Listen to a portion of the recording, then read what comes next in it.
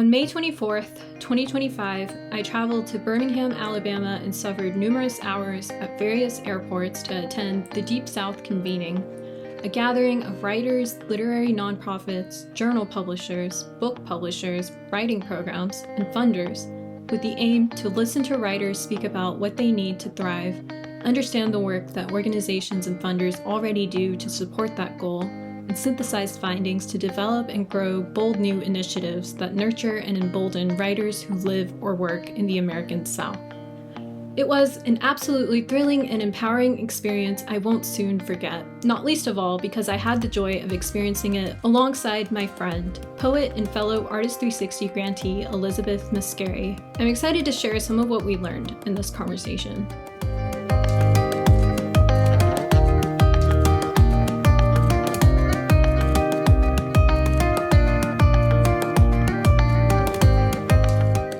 I have my trusted notebook of all my notes. They gave us these really cute notebooks. And so I had to restructure my notes because some of the pages are just me scribbling all across because what they were saying was so helpful. So I had to make it all pretty with my bullet points. The first thing, Meg Reed, who is with Hub City Press, she got up and spoke. She was one of the first people to speak at the convening in the morning. She was giving a state of literary publishing today, what we can expect as writers working with publishers, but also what organizers can expect collaborating with publishers. Something she said that was interesting was she talked a lot about resource sharing. And I don't know if you remember this, but she talked about mentoring younger organizations or younger publishers and helping them through the process. I remember being in graduate school, working on our graduate literary journal, but now I work with Northwest Arkansas Book Festival.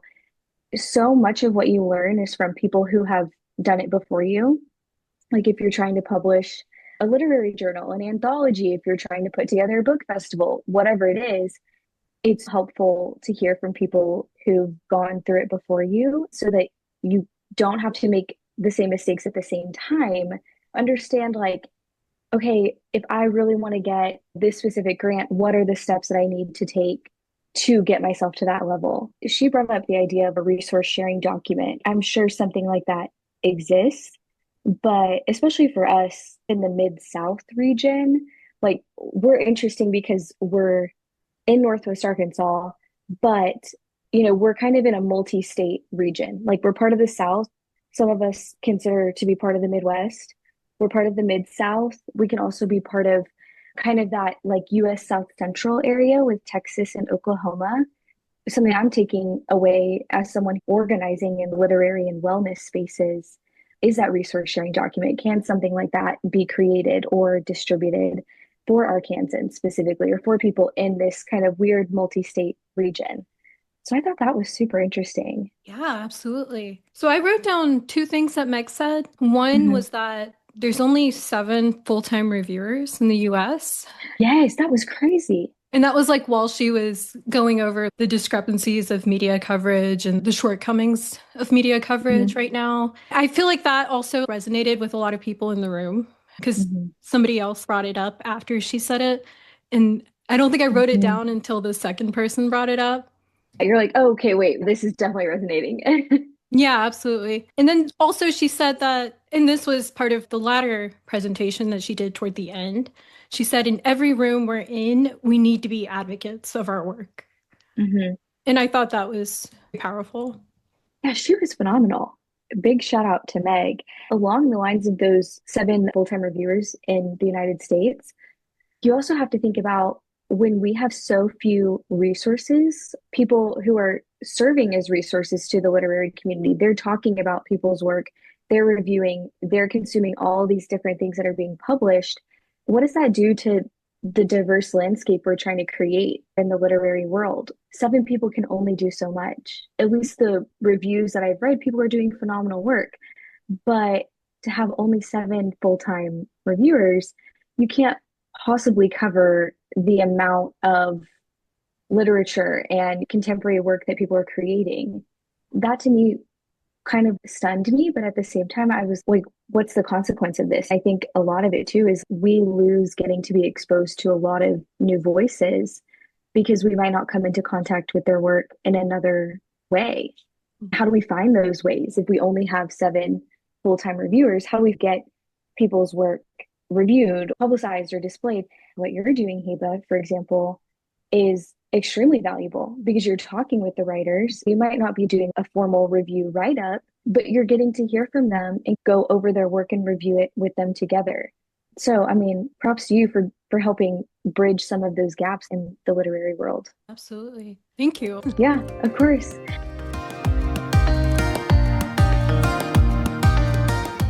I think part of the convening, and this kind of leads into my other point that I made in my notes, we don't really have spaces in real time to talk about these issues, challenges we're facing in publishing. For example, when Meg got up to speak, that was the first time I've ever experienced anything like that in a formal setting. I've talked to people who work in publishing, I've talked to friends that are editors. To have a formal presentation where someone goes through the numbers, that's such a rare experience. You know, especially right now, we're just kind of all trying to get through our different things. So I thought this convening, I know it was born out of a conversation at AWP. What I'm learning from this convening is that we need more formal conversations like that. I wanted to ask you, there was a panel that followed shortly with Poetry Foundation, South Arts, and McDowell. They had some incredible things to say, just really, really helpful things to say. I can't remember who said it, but I remember you and I looked at each other and we were like, this is incredible. The comment was to the effect of, with everything going on in the world today, there's changes in resources, changes in funding. We're all kind of wondering, as artists who get federal funding, who get grant funding, how are we navigating these changes? Someone said, this is the time to be courageous in your work. And this is the time to be brave in finding, you know, how to create. And so what are you going to do to be courageous? I don't know if that was something that you wrote down, but that was something that really resonated with me. Yeah. So I think that was the woman from McDowell who was Yes. so Okay, yes. amazing and had such a great Incredible. accent. Yeah, yes. I was obsessed with her. She's awesome. I wrote down some of what she said, and I'm going to Mhm. paraphrase it, but the Yeah. specific part that you're mentioning, she said, now is the time for radical ideas, and that the best Yes. arts and cultural moment tends to be that post-war time, that time of conflict. She was born during a civil war, and so she has Mhm. that understanding, that unique perspective. She was very adamant that the audience understand. This was probably my top moment, so it's kind of funny that we're Oh, already, but zooming that's ahead to okay. that. But since we're bringing her up anyway, we might as well talk about this. She said, name the thing for exactly what it is, like name what's happening right now for exactly what it is. And she said, we've got so much more at stake than money. Mhm. I don't think Americans who care are afraid enough because we don't have that context for a strongman war. There's more at Mhm. stake than the money. When arts are attacked, we lose something in our culture that is greater. And that Mhm. was just so powerful to hear, particularly as Mhm. part of the funding conversation. Yeah, no, I think that moment I just have full body chills hearing it because it's also, I think right now as artists, we have our creative side where we're inspired and generating work and finding meaning in that work. But we also have this scarcity part of our mind, or at least this is true for me. I mean, I don't want to speak for you, Huba, but like when I was hearing that, it was speaking to that scarcity part of my side where I was thinking, I'm looking around and I write about like women's health and wellness, especially in Texas, Arkansas, the US South Central region. And I'm always looking at the things that are challenging women's health. And that's what inspires me to write and inspires me to write the narratives and the familial stories that I write. But there's always a part of me that's kind of like, am I being dramatic? Or am I beating a dead horse? Am I writing too much about this? When that when that like statement was made about just like when when do you choose to be courageous? Like now is the time to be courageous. And like she said, these big, vibrant areas of artistic creation happen at the end of turmoil or in these really big heightened moments of turmoil. Like there's a part of me in writing about women's health, especially in this region, where I second guess myself and I'll say, you're beating a dead horse by talking so much about women's health in the South or in the South Central region we're living right now. You're talking too much about things that will never change. That part of my mind sometimes overrides the part that really wants to create and talk about, my experiences with women's health, but my family's experiences with women's health. And I think that ultimately, in these moments of great stress with what's happening in our world, the objective is to tire out the people who are talking about these things.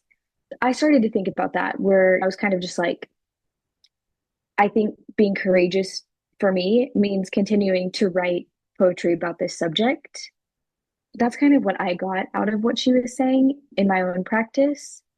But then also, like, what I got out of what she was saying in terms of acts of being joyful and being generative in your work, there's community in that. And that's what the convening was all about, coming together to find out, like, how are we all being courageous? How can we support other people being courageous? I mean, I'd heard of people doing, poetry workshops in correctional facilities.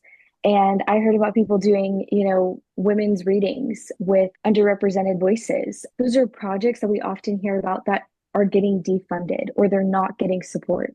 And hearing people not only continuing to do them, but finding new avenues to collaborate with other people, that to me showed how our community as a whole is being courageous. So that was something that I really loved about what she said. Absolutely. I'm very excited about the future, honestly, in a weird way. Like, I know that it'll have its challenges, but I'm seeing so much like collaborative work, community building, grassroots movements, and that really excites me.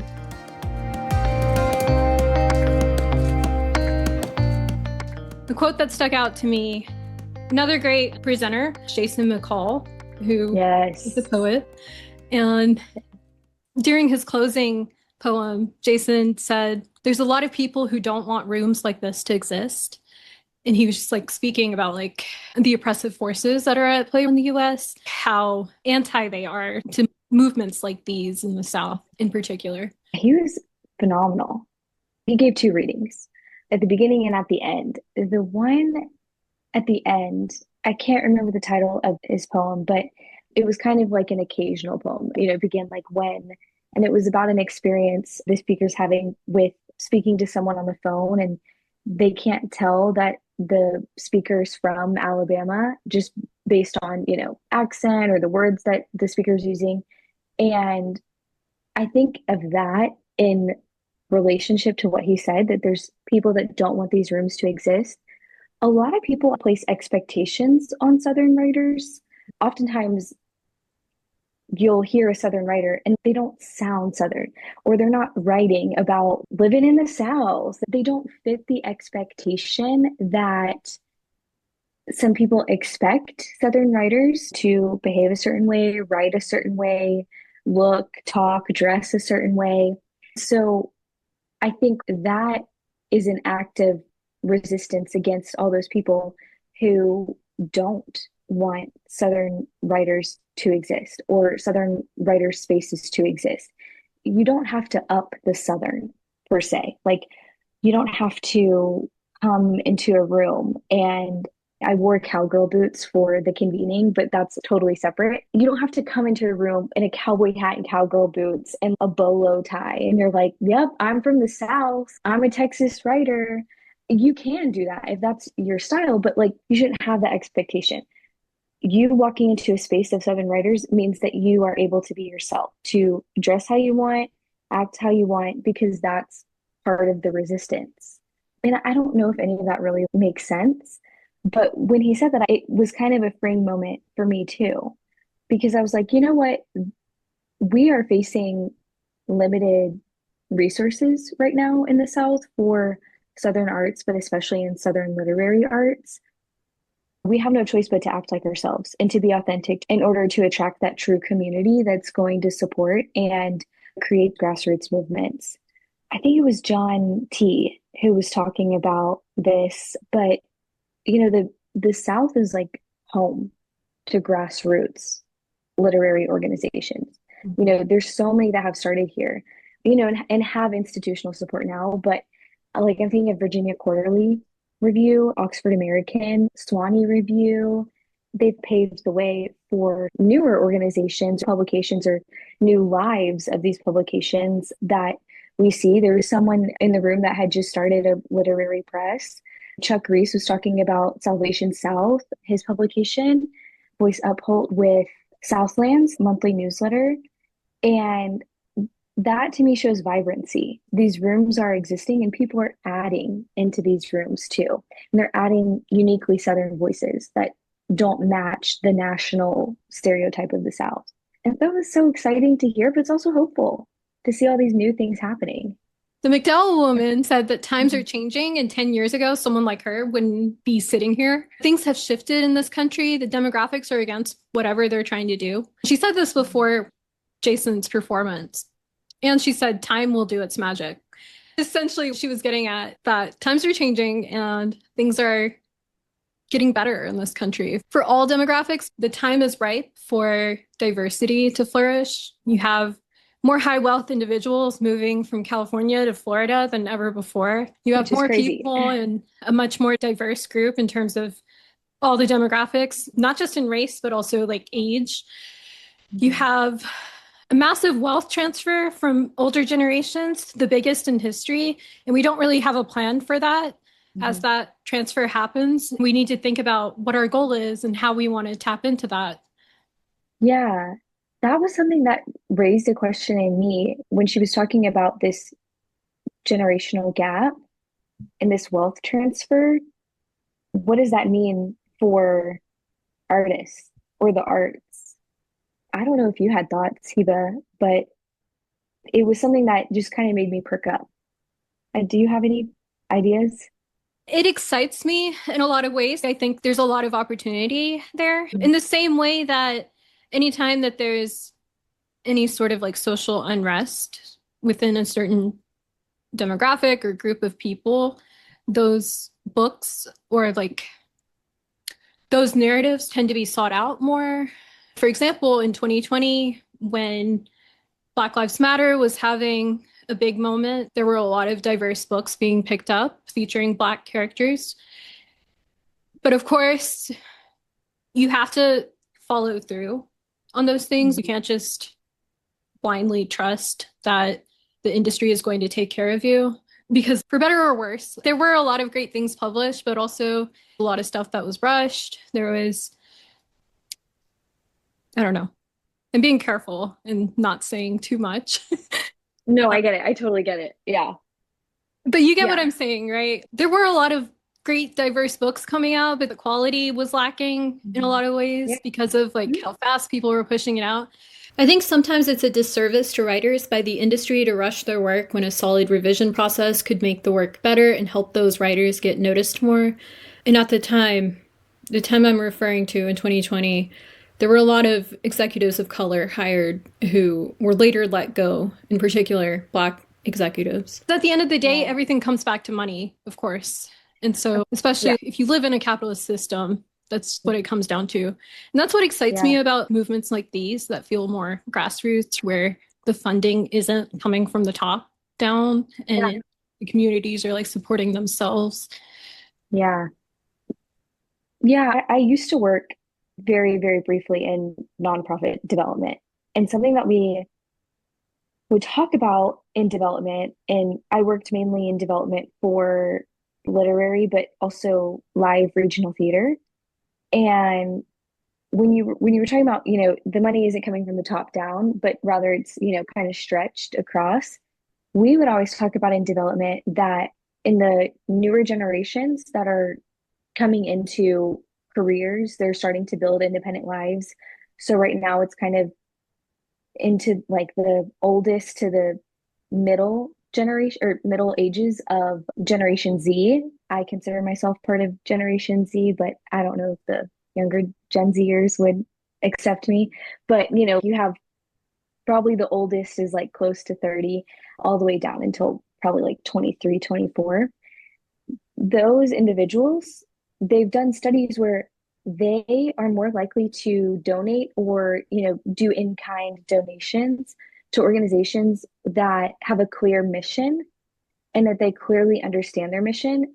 They're more mission driven than, what's in it for me. With older generations, it's kind of flipped. Data that shows that, like, the baby boomers, for example, they're still mission driven, but they're not as mission driven, maybe as the younger generations. And I think that counts for something in the arts too, is that task we as organizers, administrators, writers, artists, what we have to think about too is our mission being clearly communicated? Is it clear what we're doing and the impact we're making? An exercise that I've done with myself helps with grant writing because, let's be honest, I have to write grants to support a lot of the projects that I'm doing. But it also helps with forging collaborations, is like writing my own mission statement. I am XYZ. I'm trying to do XYZ. My hope is that the impact will be XYZ. And going through that exercise with myself really helps in terms of understanding what I'm trying to do. If we all do some type of exercise like that, as we're getting into this flipped atmosphere of wealth that the McDowell representative was talking about, how is that going to attract the right supporters? I don't know why. I'm just not remembering who said what. Like, I'm in some twilight zone, I guess. But someone was talking about, you don't just want like people with capacity. You don't just want people who can just like make it rain and walk away. You want people who feel a stake in what you're doing. For example, the National Endowment for the Arts, there were several literary organizations that received notice that their projects didn't align with the current NEA standards. And so there were people who came in and said, hey, I'm going to go ahead and give your press XYZ amount of money. Or, hey, really love this project with your nonprofit. I'm going to throw you some money there. Those are the people that I think we should be focusing on when this flip is happening, and not so much like, oh, you're a millionaire, and then like your eyes pop out of your head and you're like, can you give me money? But more of like, oh, you're a millionaire. Let me tell you what we do. And if you resonate with it, we would love to make some literary magic with you or whatever it is. That's successful. When I was working in development, whoever said that is kind of trying to drive that connection that we're all after in our organizing. It's a tricky line to walk where we are right now with people coming into money and people donating money and what that means for organizations. Yeah. So on that subject, some more thoughts on funding in particular. Somebody said that most funding is local and you should focus on being part of the community and it will come back to you. Now, I don't know if that was one of the presenters or some random person in the audience, because I was writing down notes about everything and everyone who was talking, but that resonated with me. I remember the moment. With most funding being local, it's worth looking into who those local funders are and what your mission is. That's something I'm thinking about in my work. Would it serve me better to have only local funders, or would it serve me better to also kind of like branch out? When I was working for, a regional literary journal in development, most of our donors were local or statewide. And that really worked because we were place-based, but we did have an international component at the same time. We would expand working with translators and could expand that network to see if we could expand support. I think that's something that we as artists should also investigate within ourselves, is what fulfills the work the most when it comes to support. Is it local or is it national? Is it international? Yeah, it's interesting.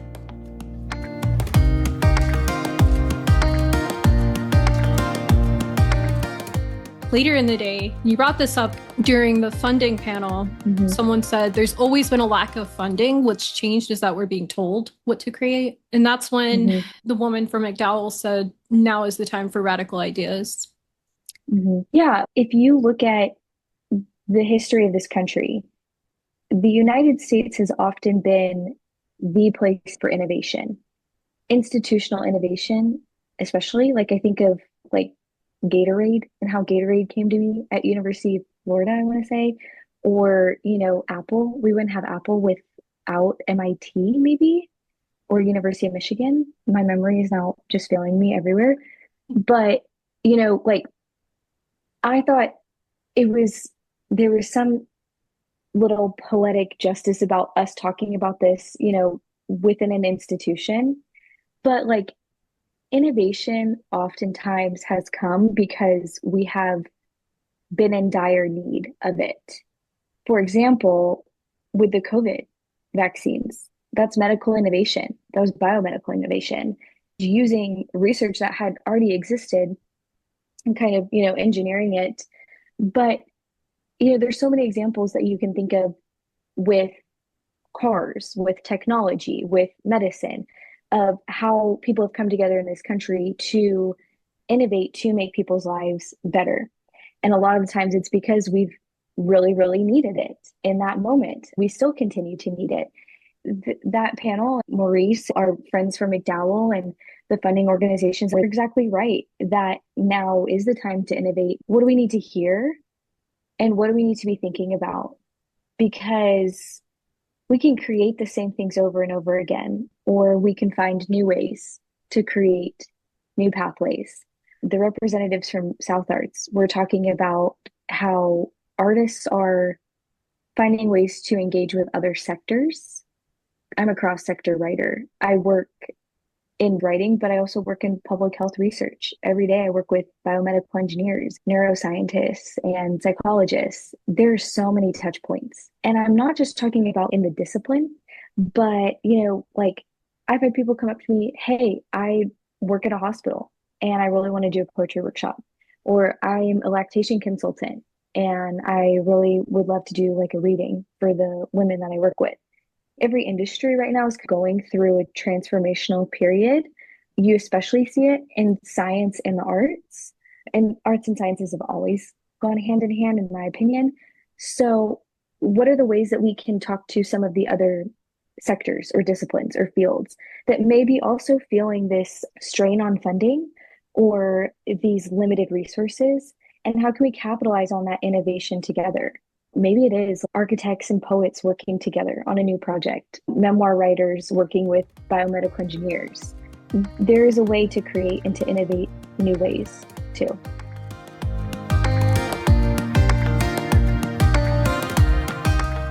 Just on the subject of community and community building, I can't remember if this was Crystal or the moderator who said this, but a quote I wrote down was, sometimes friend-raising is as important as fundraising. 100%. The connections that you make are more than just connections. When I was working in literary nonprofits, we would have an event and we had people at our fundraisers that owned breweries or bookstores. They would come and sell books or provide beverages like free of cost, like an in-kind donation. Creating that network is super important and something that I try to do every day is meet new people. Not because I have anything to gain, but because I have something to learn. And I can't remember if this was Meg or Beth Ann Finelli, but someone said books are good for democracy because it creates civic-minded communities. And also in the panel with Poetry Foundation, South Arts, and McDowell, they were talking about literary ecosystems and literary citizenship. I think in order to be a good literary citizen, you need books. You need a constant influx of new books to be published, to be talked about, etc. In order for that ecosystem to be diverse, we can't all just be talking to each other and about things. We need tangible works to also be talking about. I remember that moment. And also, I'm going to flip in my book because it's making me think of, along the lines of building your community with the Poetry Foundation. When we were hearing about their work in Chicago, do you remember the moment where they talked about it? If you're a builder, a certain type of development and it has a certain size, like 1% of your development must go to like public art in some way. I can't remember the specific statistic, but I think that's a big part of building a community. When we think about our creative communities, are there citywide initiatives we can push for with our local government, with developers that can also prioritize art? Where we are in Arkansas, our city government does an incredible job. I was driving just the other day and yet another public mural is being designed. And they were artists I recognized from grant cohorts I had been part of. That was so hopeful. And also to see like our arts and culture director present at a lot of the different arts events. We were at an arts retreat and she was there and got to speak with her. And they've done a citywide art strategic plan. That's one facet of the community, pushing for those citywide initiatives, arts festivals, organizing poetry festivals. I know a lot of poets who are working on developing poet laureate programs. My hometown in Dallas, they're running a really successful poet laureate program that's still pretty new. So that's one aspect of it. But then the other aspect of it is feeding the people that are going to be part of those programs and have them see themselves as part of the larger city, part of that larger community. And that's why these convenings are so important, is because it's low stakes. It's not like you're going to have to develop some sort of huge grant application and prove your worth. We were all just there to talk about what community meant to us. I don't know if you got that or see that where we live, but I thought that was worth calling out. Yeah, absolutely. I think there are a lot of small inner community things happening right now. There's arts communities, writing communities, there's an MFA community. And Mhm. honestly, a lot of them don't overlap much, not as much as you would hope for arts to Yeah. overlap. There's definitely a sense of elitism among some of Mhm. them. I wish we could get beyond that, but again, I think this was really powerful in showing me ways to do that. I feel like we need to talk about the fishbowl, as awkward as it was. But I felt Yes. like that was such a cool moment to show a potential route in. So, what happened with the fishbowl? Do you want to explain that? You go ahead and I will fill in. I'll fill in with my commentary. So, essentially, we had a brief recess between two different planned events. Someone in the audience wanted to organize what she called a fishbowl session where people sat at the front of the room and shared things about their writing, their projects. And the mission was to find somebody else in the room who either agreed or had similar thoughts in order to Mhm. take their place at the fishbowl. I admire how brave those people were, particularly the students who participated. Yes. Elizabeth and I were not brave. We kept hearing things that we had in common. And like, like you said, like the object is you hear something that you have in common with the person. So I have a cat. Oh, me too. And you're supposed to get up and like, take that person's seat. We had ample opportunities to take people's seats. Someone was like, I'm a dancer. And I was like, oh, who else is a dancer? Weird. No, never danced in my life. And I remember I had told people like at lunch, oh yeah, I'm also a dancer. That's the last time I opened my mouth about that. We were just so timid. I feel like we are very outgoing individuals until it becomes like it's not even a high stakes event, but it's scary to get up in front of a room full of people you don't necessarily know and start sharing things about your life. When you can see people's live reactions, I'll have to give it to, there were a lot of students there, but we met these two really phenomenal students who had graduated from UAB. And they got up there and were so articulate and just sharing, not a care in the world. And I was kind of like, oh, I wish I could have that courage, but I am timid. I think it was a really good exercise for all of us to think about the connections we have beyond our art. You mentioned this, Hiba, that we have all these artistic communities that don't necessarily touch. But I was hearing things about people's lives that I was just like, me too. I think we also need more of that. We kind of need to take our artist hats off from time to time and just like see each other as just people. There's some value in that.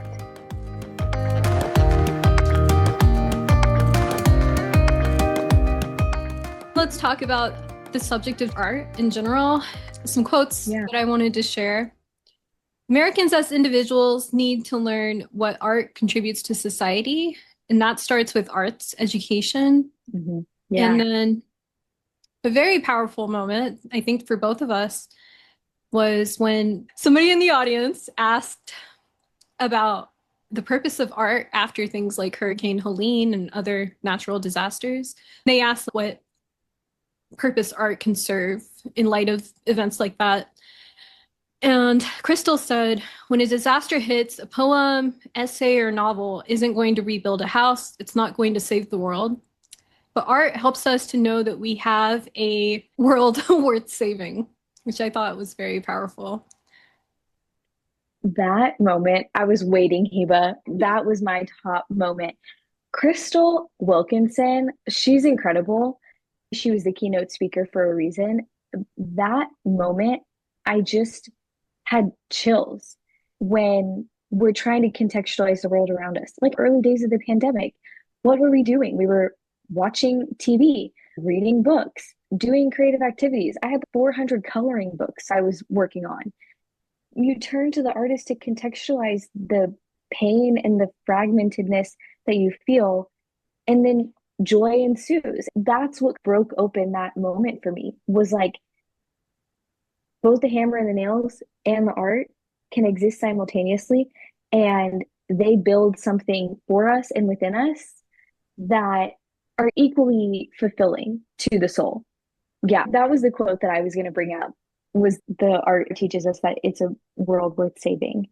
That was one that we both just looked at each other and we were like, it's incredible. Okay, last thing. She said, we have to save ourselves to be liberated. You have to replenish the cup. And then we dance the electric slide. That is a metaphor in itself, that we can talk about all these hard things. And at the end of the day, she quoted Alice Walker's book, the furious dancing, that little part of it. We had some furious electric slide dancing. And regardless if you know the electric slide or not, you're moving your body and you're participating in that joy.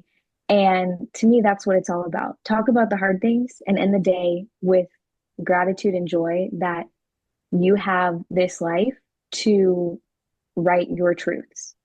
And I feel energized to be writing my truths and dancing along the way. Absolutely. And she said, the work that we do is hard and it's getting harder every day, but you're not going to serve anyone if you end up in a doctor's office. You have to replenish the cup in some way. We have to think about ways to save ourselves and replenish ourselves. Yeah, the world needs you, and you need to take care of yourself in order to provide for it. Great. Thank you so much, Elizabeth. This was great. I just want to say I had the best time with you. I thought it was so fun to hang out, meet other writers with you, and get to know you a little bit better too. I had a great time too. Yeah, we bonded in the airport for sure, between our flights getting delayed and switching flights. I just thought it was a bonding experience we will never forget. Almost dying on the plane. Almost dying on the plane. Oh, after it dropped, I could feel my organs moving up in my body. Yeah, it's a weird time to fly right now. But yeah, definitely a memorable trip for sure. Yeah, memorable for sure. Would not want to do the turbulence again, but I really appreciate you, and this is great, and I'm excited to share it soon. Yes, me too. And let's hang out soon. Absolutely. Great. Okay, well, thank you, Heba.